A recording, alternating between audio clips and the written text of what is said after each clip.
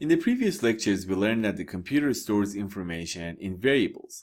So variables are essentially data containers. Their size depends on the data type that is stored in them.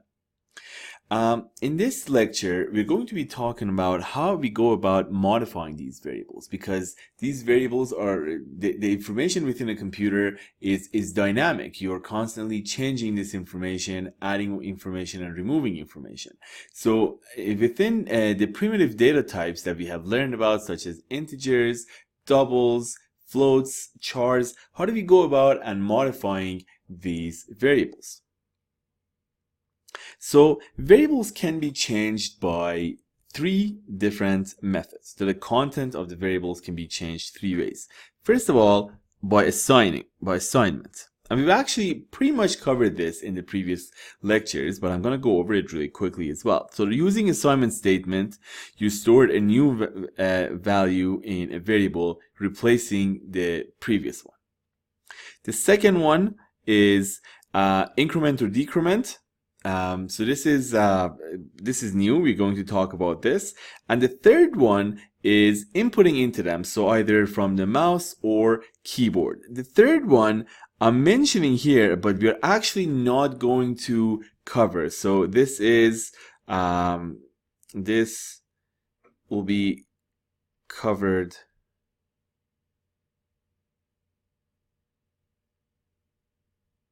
later. So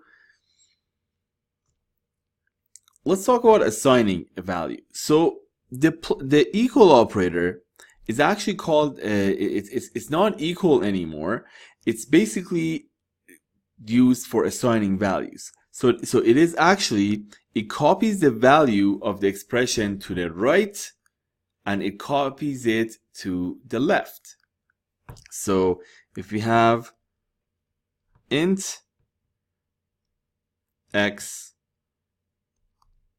equals 10 and we have int y, I could say, so right now what happens is in memory I'm going to have x as 10 and y as garbage.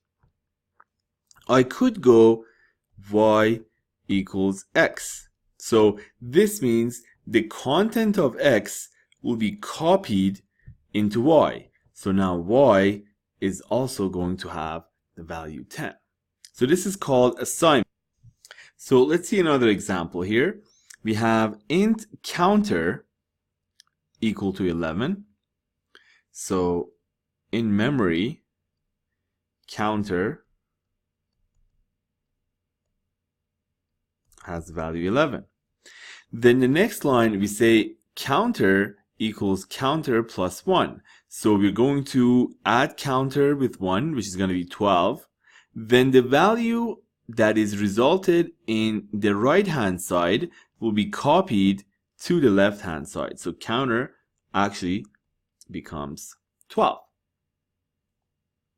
And that is basically how assignment works. It's quite simple. So actually, if we go ahead and print counter, we're going to get the value 12 in the console. So go ahead and try this in processing and see if it works.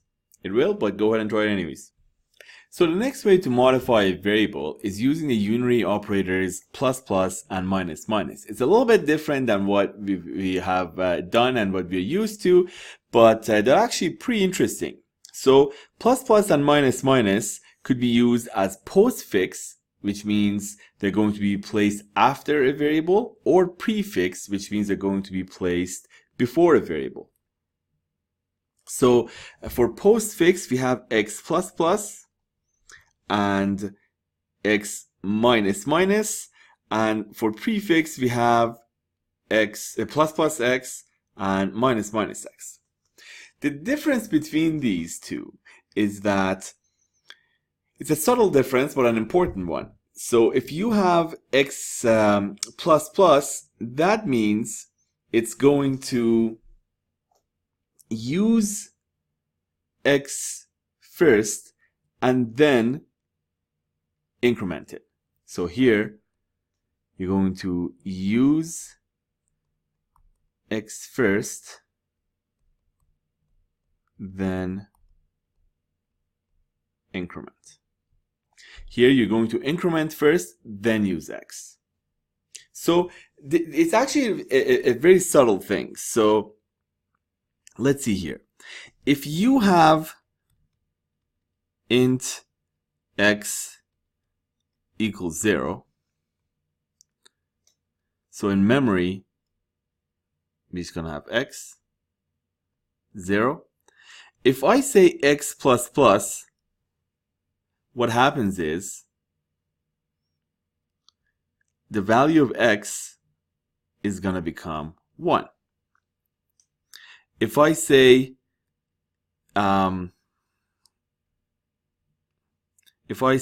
plus plus x, the value of x is going to, just gonna erase it.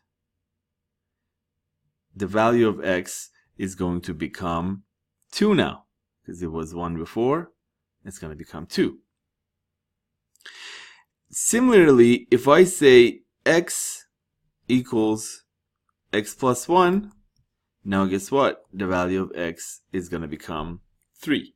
So in this context, we don't really care if it's x plus plus or plus plus x. I could also say x minus minus, and now x was 3, and now it's going to become 2. If I go minus minus x, x is going to become, the value is going to become 1. So in this context, we don't really care where it is. We are going to care in a context that is as such. Going back to the slides.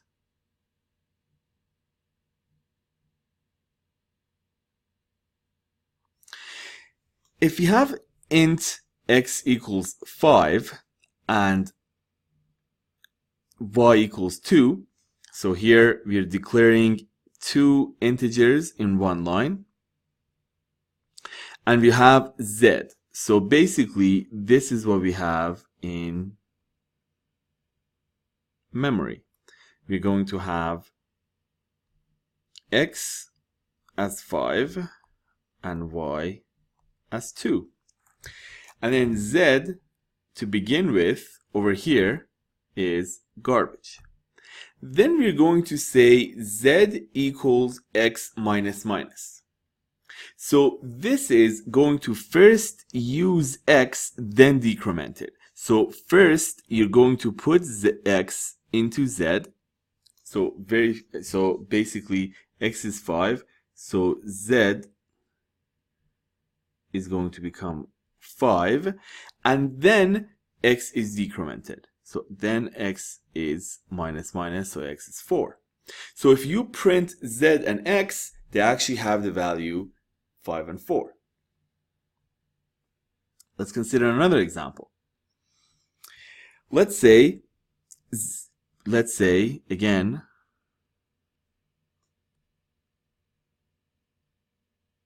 x is 5, y is 2, z is garbage.